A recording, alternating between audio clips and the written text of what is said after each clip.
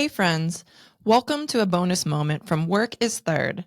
In this short but meaningful clip, Miranda and Noelle reflect on the tug of war between joy, rest, and boundaries, and how they're learning to say no with more intention. Sometimes the things that bring us the most joy are also the things that wear us out.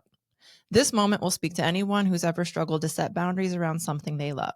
Let's listen in. So, as we start to wrap up this conversation, I would like to move us into a fun, rapid round of questions. They don't have to be rapid, actually. You can take them at the pace that works for you. But the first question is, what is it easy for you to say yes to? Fun, definitely.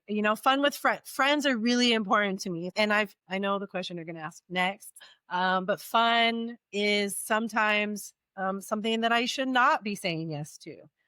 So when I say it's easy, it might be like a pitfall in some ways, but it's usually like Okay. immediate. It can be immediate. I want to have fun.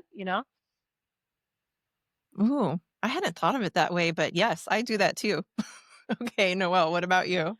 Um, I would just say helping people. And I have the same thought where I'm like, this can also be to my detriment. This can also be something it's like, you know, our tendency towards it can also be, well, if we don't set those boundaries, it starts taking from our cup.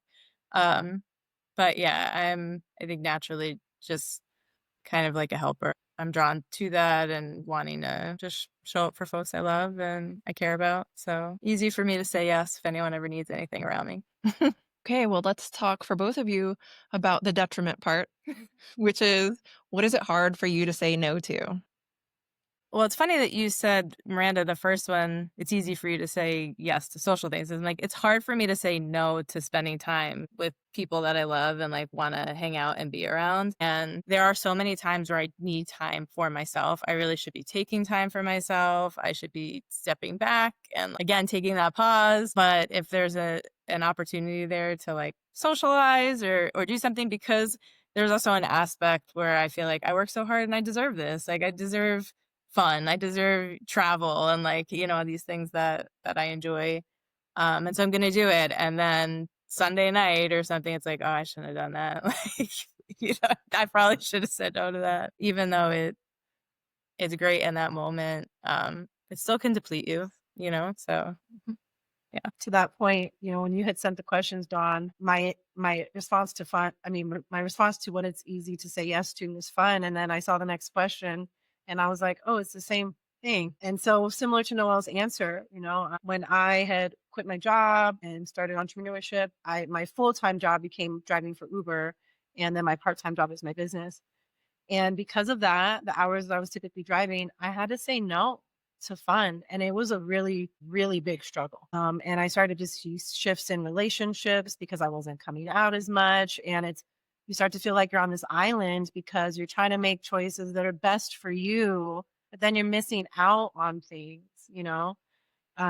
And so I definitely had a lot of moments where I was not saying no. And then just over the time and over practicing and learning that I have to put my priorities first, all of those things, doing this deep work, I've learned to get better at that. But it's really the first thing that came to mind for me. When you think about balancing those things, those considerations, and how you now live a life that you feel is more intentional and joyful, where you have boundaries that you're mostly happy with, I hope. What do you think that you do really well? So when it comes to joy or rest or boundaries or even intentionality in your life, what do you do well? I think I do rest really well. And part of that is, when I mentioned energy in the beginning of this conversation, I really started to pay attention to that. I don't know if anyone is into human design or astrology or any of those things, but I have an open head and an open heart to energy. And I realized that people's energy really, really affects me, whether it's a networking event or I'm just around people that I don't align with. The way I feel depleted when I come home, or even having ADD and like just masking throughout my day, like all of these things were draining me. And so I realized I live by myself. And now that I kind of create my own spaces, I now feel very regulated in my emotions and in my energy. And so when that shifts, it's a lot easier to notice. And my body tells me I need to rest. And I listen now. That's the important piece, Yeah. right? That Yeah. you listen as well. Yeah. Yeah. Okay, Noelle, what about you? I would say that, like, if I set my mind to something, then I can make it happen. Like, I have to stay, I mean, not to repetitively use the word intentional, but I have to really have these things top of mind in order to make them happen. And if I do that, like, if I really practice that commitment, like, even with like rest, I can have a whole day where my mind's just running. I was saying, like, full cylinders. But when I'm like, all right, I need to shut down. It's time to go to like my routine, my bedtime routine. It's time to sleep. I'm knocked out. I'm sleeping through the night. When I'm like, okay, this is fun time for joy. It's time to put other things aside right now and really focus on just being in the moment and spending time with my friends. I can do that. If I'm intentional about setting the boundary, I will follow through with it. So I think just that commitment has allowed me to try to make space for all of these things in life. And they don't always happen. And I think it takes a lot for me to really pay attention to my body and do the things that Miranda does so well, because I think I just get an autopilot. But when I try to be really committed and focused to it, then they all seem like they fall into place for me. And so I would say staying committed is something I do well to them. And that's probably when I'm my healthiest, is when I'm not just considering like one thing that I have to do. When we think of wellness and we think of health, it's like all of these things, and how can we stay committed to them? And I think that takes some like dedication just to the practice of it. For sure. So you both have shared what you do really well, but where could you improve? It was joy, rest, and Boundaries, Work. being intentional. No, not work. Not work. no. I'm good at work, Not on the John. list. No, I'm kidding. Work is third, Noelle. Come on. Oh God.